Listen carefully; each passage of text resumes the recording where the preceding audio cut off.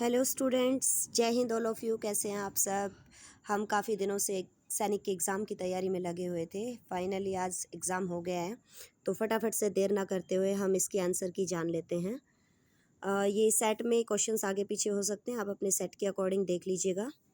First question है हमारा, which of the following hormone helps the body to adjust to stress when one is very angry, embarrassed और worried. जब कोई इंसान बहुत ज़्यादा स्ट्रेस में होता है, गुस्से में होता है या चिंता तनावग्रस्त होता है, तो इनमें से कौन सा हार्मोन जो है वो स्ट्रेस रेगुलेशन में हेल्प करता है।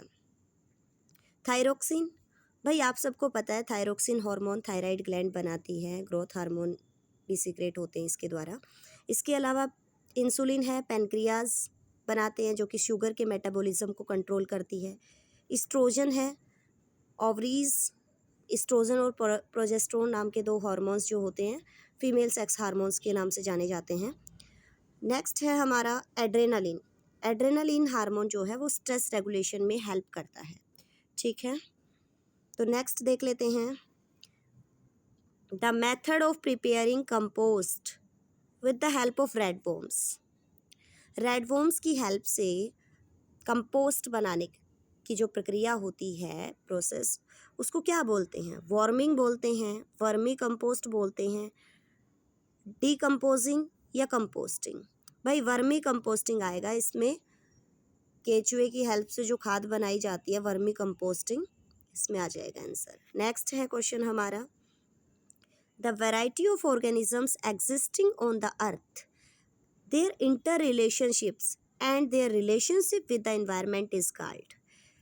जो तरह तरह की अलग अलग ऑर्गेनिजम्स की वैरायटीज़ हैं जो कि अर्थ पे एग्जिस्ट करती हैं, उन सबका आपस में इंटर रिलेशनशिप है, जो संबंध है इन्वायरमेंट के साथ में, वो क्या कहा जाएगा? बायोडाइवर्सिटी, बायोस्फीयर रिजर्व, बायोलॉजी और biosphere.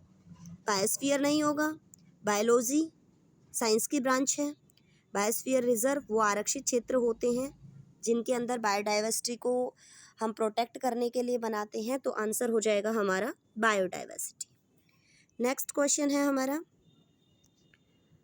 Which of the following is first reserve forest in India. पहला रिजर्व फॉरेस्ट कौन सा है इंडिया के अंदर? तो भाई कौन सा है? काजीरंगा है, जिम कॉर्बेट है, तवा रिजर्वायर है या सतपुड़ा है? तो इसमें आपका राइट आंसर हो जाएगा सतपुड़ा। सतपुड़ा के जंगल जो थे वो सबसे पुराने हैं और फर्स्ट रिजर्व फॉरेस्ट के अंदर काउंट किए जाते हैं, और ये मध्य प्रदेश में है। ठीक है, इसके अलावा जो जिम कॉर्बेट है, जिम कॉर्बेट हमारा फर्स्ट नेशनल पार्क है जो कि 1936 के अंदर बना था। हेले नेशनल पार्क इसका स्टार्टिंग में नाम होता था। ठीक है, तो नेक्स्ट देख लेते हैं, राइट आंसर इसमें सतपुड़ा हो जाएगा भाई, Satpura national park. Next question है, many young people get acne and pimples on the face during adolescence due to. Young बच्चे जो होते हैं, यंग पीपल होते हैं, उनके चेहरे पे कील मुहासे जो है वो डेवलप होने लग जाते हैं, तो उसका क्या कारण है? Increased activity of sweat glands. पसीने वाली ग्रंथियां जो होती हैं उनका ज़्यादा एक्टिविटी बढ़ जाना, या फिर सलेवरी ग्लैंड्स जो कि लार पैदा करते हैं उनकी एक्टिविटी बढ़ जाना। इसके अलावा स्वेट एंड सेबेसियस ग्लैंड्स या increased activity of sebaceous glands. तो राइट आंसर हो जाएगा भाई इसमें fourth, increased activity of sebaceous glands. ठीक है, स्वेट ग्लैंड का इससे कोई ताल्लुकात नहीं है, सलेवरी ग्लैंड आपके टंग के ऊपर होती हैं। ठीक है, तो हमारा fourth answer is correct. Next question है हमारा, मैच करना है हमें। ठीक है, सोलर सिस्टम के कुछ पार्ट्स दे रखे हैं। सैटेलाइट है, तो सैटेलाइट क्या है? मून है। और कैसे सैटेलाइट है? नेचुरल है। तो फर्स्ट ऑप्शन का हो जाएगा मून के साथ मैचिंग। सेकंड है हमारा कॉन्स्टलेशन। तो कॉन्स्टलेशन क्या है बताइए? कॉन्स्टलेशन कैसियोपिया, कैसियोपिया जो है हमारा कॉन्स्टलेशन में आएगा। कॉमेट, कॉमेट के बारे में हमने पढ़ा था, हेली नाम का कॉमेट जो है जिसके बारे में हम डिस्कस कर चुके थे। स्टार, साइरस क्या है? एक स्टार है। ठीक है, तो इसके अंदर हमारी जो सीक्वेंस हो जाएगी वो हो जाएगी, जो फर्स्ट ऑप्शन है वो थर्ड के साथ मैच हो जाएगा, फिर बी ऑप्शन है वो फर्स्ट के साथ मैच हो जाएगा आपका, सी ऑप्शन है वो फोर्थ के साथ में मैच हो जाएगा, और डी ऑप्शन है ये सेकंड के साथ में मैच हो जाएगा आपका। ठीक है, तो सेकंड आंसर इसका करेक्ट हो जाएगा। चलें नेक्स्ट। नेक्स्ट क्वेश्चन है the percentage of different gases in the air. हवा के अंदर अलग अलग गैसेस जो हैं उनकी परसेंटेज पूछी है। तो भाई बोला नाइट्रोजन 20%, बिल्कुल गलत है। नाइट्रोजन 20% कैसे होगी? नाइट्रोजन 60% भी नहीं है, नाइट्रोजन 10% भी नहीं है। तो यहाँ पे नाइट्रोजन की अमाउंट जो है 78% है और 21% हमारी ऑक्सीजन होती है। बहुत ही ईजी क्वेश्चन ये पूछा गया था आपसे। ठीक है, नेक्स्ट क्वेश्चन है हमारा which is not naturally occurring green house gas. Naturally occurring जो ग्रीन हाउस गैस है इनमें से कौन सी नहीं है, ये पूछा गया है। ठीक है, तो कार्बन डाइऑक्साइड है ऑप्शन में, नाइट्रस ऑक्साइड है, इथेन है और मीथेन है। इन चारों में से देखो, सबसे पहले हम जान लेते हैं ग्रीन हाउस गैसेस कौन कौन सी होती हैं। ग्रीन हाउस इफेक्ट क्रिएट करने वाले वाटर वेपर्स जो है वो भी ज़्यादा मात्रा में होते हैं। कार्बन डाइऑक्साइड जो है वो भी ज़्यादा होती है। इसके अलावा मीथेन, नाइट्रोजन, नाइट्रस ऑक्साइड है और ओजोन है। ये सारी हमारी इसमें आती हैं, ग्रीन हाउस गैसेस में आती हैं, जिसमें इथेन का कोई रोल नहीं है। इथेन ग्रीन हाउस गैस में नहीं आएगी, तो ethane is our right answer. ठीक है, चलिए नेक्स्ट क्वेश्चन पे आते हैं हम। क्वेश्चन नंबर 9th क्वेश्चन बताया था मैंने, जैसे कि डिजीज़ से आपसे ज़रूर क्वेश्चन पूछा डिजीज़ से आपसे ज़रूर क्वेश्चन पूछा जाएगा। तो देख लीजिए हूबहू क्वेश्चन आ गया है। हमने पहले ही डिस्कस कर लिया था, वायरल डिजीज़, प्रोटोजोअल डिजीज़ हैं, बैक्टीरियल डिजीज़, फंगल डिजीज़, तो यही आपसे पूछा गया है। तो आप देखिए, सबसे पहले आपको पता है कि एड्स, HIV वगैरह होती है, ये वायरस से है। ठीक है, तो डी ऑप्शन का थर्ड आंसर हम देख लेंगे। डी का थर्ड कहाँ है भाई? लास्ट के 2 ऑप्शंस में हमें देखने को मिल रहा है, ये देखिए। तो यहाँ पे इन दोनों आंसर्स में से हम चूज़ करेंगे नेक्स्ट। ठीक है, प्रोटोजोआ, हमें पता है कि मलेरिया जो है वो प्रोटोजोआ से होता है। ठीक है, तो यहाँ पे सी का सेकंड आंसर हो जाएगा, सी का सेकंड। तो जो है लास्ट ऑप्शन हमारा इसमें आंसर दे रखा है, ये हो जाएगा फोर्थ पार्ट। ठीक है, और टीबी जो है वो हमारा किससे होता है? बैक्टीरिया से होता है। इसके अलावा राइजोबियम बैक्टीरिया जो होता है वो नाइट्रोजन फिक्सेशन में हेल्प करता है, रूट्स की नोड्यूल्स वगैरह में पाया जाता है। ठीक है, तो fourth answer is correct answer. चलिए नेक्स्ट, चलिए क्वेश्चन नंबर नेक्स्ट है microorganisms are classified into 4 major parts groups. 4 major groups में माइक्रो ऑर्गेनिज्म को क्लासीफाई किया गया है। कौन कौन से होते हैं भाई? बैक्टीरिया है, फंगी है, प्रोटोजोआ है, एल्गी है। तो ये आपका फर्स्ट ही आंसर हो जाएगा। बहुत ही सिंपल और इजी सा क्वेश्चन था आपके। माइक्रो ऑर्गेनिजम्स फ्रेंड एंड फो जो चैप्टर है वहाँ से ही फर्स्ट सेकंड पैराग्राफ से ही ये क्वेश्चन उठा है, NCERT से हूबहू। नेक्स्ट क्वेश्चन है हमारा the major components of compressed natural gas.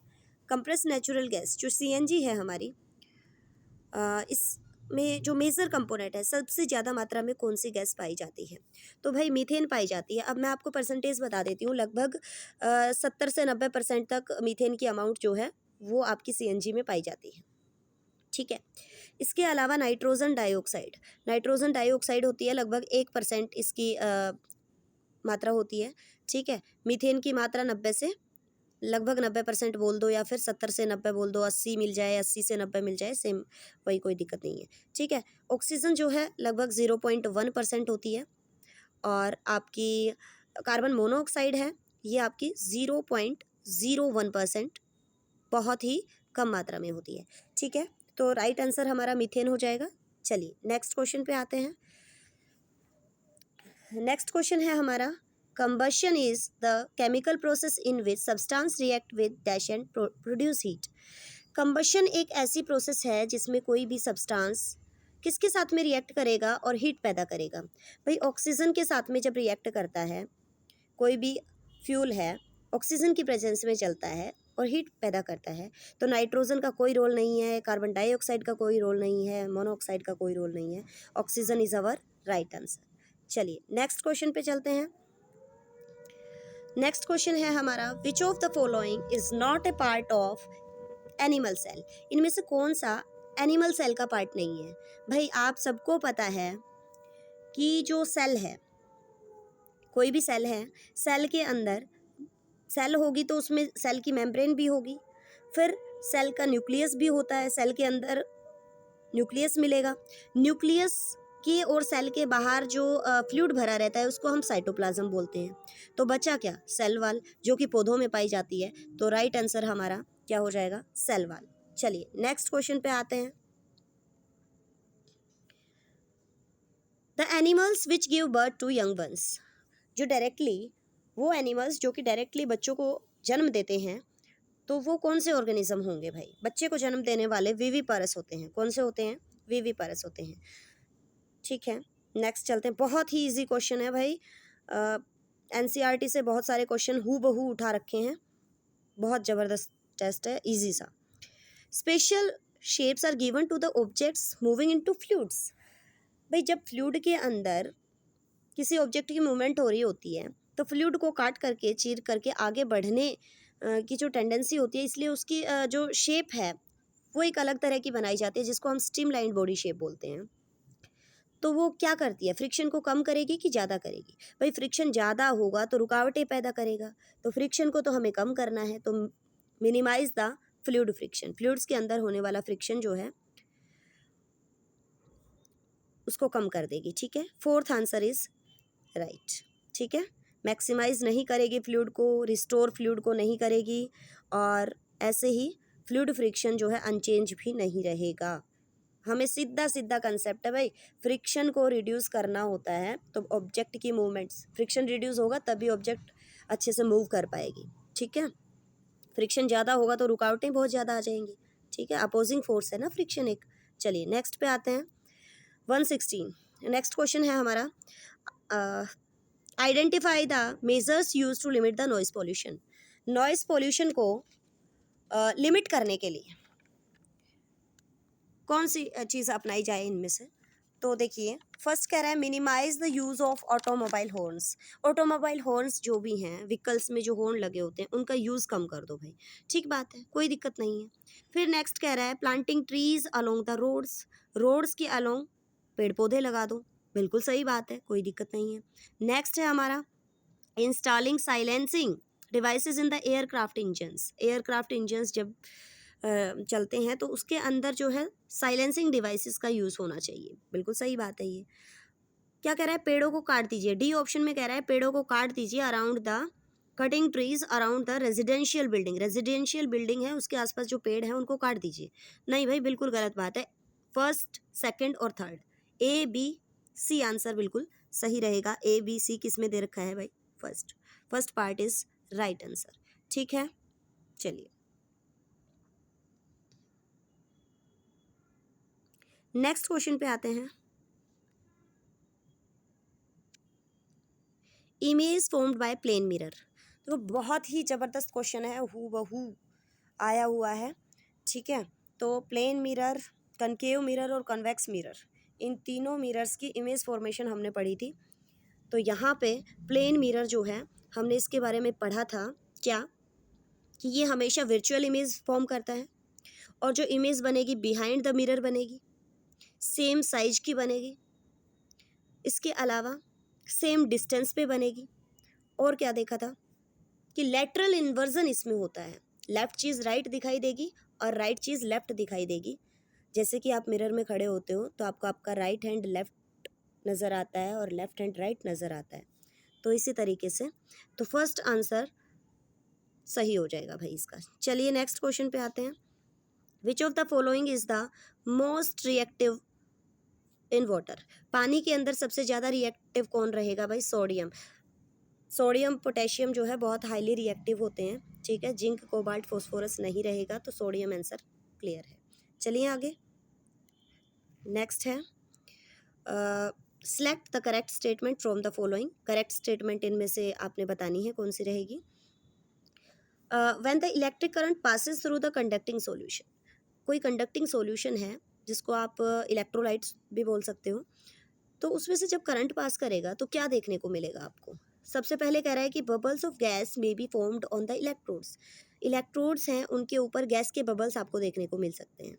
इसके अलावा कह रहा है डिपॉजिट्स ऑफ मेटल में be seen on the electrode, electrode के ऊपर कॉरस्पॉन्डिंग मेटल जो है वो डिपॉजिट होती हुई आपको नज़र आ सकती है।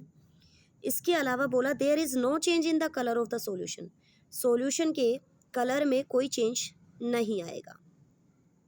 तो भाई ये बात गलत लग रही है, बिल्कुल गलत बात है। सॉल्यूशन के कलर में चेंज आ सकता है, ज़रूरी नहीं है कि नहीं आएगा, आ सकता है भाई। फिर कह रहा है change in colour of the solution में आकर, बिल्कुल हो सकता है। ये ए बी और डी सही हो जाएगा हमारा, ए बी डी है कहीं, देखो सेकंड ऑप्शन में। चलिए बहुत बढ़िया। नेक्स्ट है tremors are caused by the disturbance in dash of the earth. Tremors क्या होता है? हल्का भूकंप होता है, बहुत ही कम इंटेंसिटी का जो ये आपका भूकंप होता है उसको बोलते हैं हम, ठीक है, सूक्ष्म भूकंप बोल सकते हो इसको, ठीक है। तो भूकंप जो होता है ये आपका किस में जाएगा? क्रस्ट, अर्थ क्रस्ट की deep inside the earth crust होता है, ठीक है। फिर नेक्स्ट क्वेश्चन पे आते हैं भाई हम, the amount of heat produce on the complete combustion of 1 kg of fuel, 1 kilo ईंधन जो जलने में हीट प्रोड्यूस होती है भाई, इसका डैश वैल्यू, वैल्यू बोला ना, तो कैसी वैल्यू? आइडियल फ्यूल वैल्यू तो नहीं होगा, एनर्जी वैल्यू भी नहीं होगा, फ्यूल वैल्यू भी नहीं होगा, कैलोरीफिक वैल्यू हो जाएगा। आंसर क्या हो जाएगा? Calorific value. यहाँ ऐसे भी देख सकते हो और डायरेक्टली आपको पता होना चाहिए कि कैलोरीफिक वैल्यू क्या होती है। तो बहुत ईजी क्वेश्चन था, सब बहुत बढ़िया से आप लोगों ने कर रखे थे, बहुत अच्छा पेपर आ रखा है, ईजी सा। नेक्स्ट क्वेश्चन है, मैच करना है हमने। गोल्ड, गोल्ड से ज्वेलरी बनती है, बिल्कुल सही। आयरन जो है मशीनरी, लोहा है मशीनरी के पार्ट्स बनते हैं। मरकरी थर्मोमीटर में भरी जाती है, और जो कॉपर है उसकी इलेक्ट्रिक वायर्स वगैरह बनती हैं, ठीक है। तो फर्स्ट आंसर इसमें सही हो जाएगा आपका, फर्स्ट का फोर्थ के साथ में, सेकंड का थर्ड के साथ में, और सी ऑप्शन है इसका फर्स्ट के साथ में हो जाएगा, और डी ऑप्शन का सेकंड के साथ में, ठीक है। नेक्स्ट क्वेश्चन देखते हैं, the force exerted by a magnet is an example of, जो मैग्नेट फोर्स लगाती है भाई कैसा होता है? कॉन्टैक्ट या नॉन कॉन्टैक्ट? दो मैग्नेट रखी हैं, एक दूसरे को नज़दीक लेके आओगे दूर दूर भगाएंगी, सेम पोल्स होंगे तो, और अनलाइक पोल्स होंगे तो दूर से ही अट्रैक्ट कर लेगी, तो कॉन्टैक्ट में आने की ज़रूरत ही नहीं है, नॉन कॉन्टैक्ट फोर्स हो जाएगा। बिल्कुल सिंपल सा आंसर था, ठीक है। नेक्स्ट है हमारा, which of the following is not a kharif crop, kharif कौन सी फसल होती है भाई जो गर्मियों में उगाई जाती है रेनी सीजन के आसपास, ठीक है। तो देखो भाई क्लियर, दूर से ही आंसर पता चल रहा है, मस्टर्ड, सरसों जो है सर्दियों में उगाई जाती है। बहुत ही देखते ही टिक क्लिक करने वाला आंसर था इसका, ठीक है। चलिए नेक्स्ट क्वेश्चन है, which of the following may not be a cause of passing HIV virus from an infected person to a normal person. भाई HIV जो है, इनमें से कौन सा कारण नहीं है HIV वायरस का ट्रांसफ़र होना इन्फेक्टेड पर्सन से नॉर्मल पर्सन में? तो भाई हमें पता है HIV वायरस कैसे ट्रांसमिट होता है, या तो सिरिंज वगैरह यूज़, इन्फेक्टेड पर्सन की, हेल्दी पर्सन को सिरिंज वगैरह के यूज़ से, ब्लेड वगैरह हो जाए, ब्लड के टच में, डायरेक्ट कांटेक्ट से होता है ये। मदर ने बच्चे को ब्रेस्ट फीडिंग कराई है, तो फिर दूध, माँ ने जो दूध पिलाया है डायरेक्टली बच्चे ने पिया, तो वो इन्फेक्टेड हो सकता है। इसके अलावा जो है सेक्सुअल कांटेक्ट से भी होगा, ठीक है। इसके अलावा जो है shaking hands with infected person, भाई हाथ मिलाने से ही नहीं होगा। सेकंड ऑप्शन इज, इसमें नॉट वाला ही पूछा ना, विच of the following is not, may not B, may not वाला आंसर पूछा तो नॉट वाला आंसर सही रहेगा। तो शेकिंग हैंड, हाथ मिलाने से भाई इन्फेक्टेड नहीं होगा पर्सन, तो ये सेकंड ऑप्शन इसमें सही हो जाएगा। ये हमारी कंप्लीट आंसर की थी, सिर्फ साइंस कॉलम की, ठीक है। तो आई होप आप सबका एग्ज़ाम बहुत बढ़िया गया है, अपनी अपनी आंसर कीज़ मैच कर लीजिए। थैंक यू बेटा।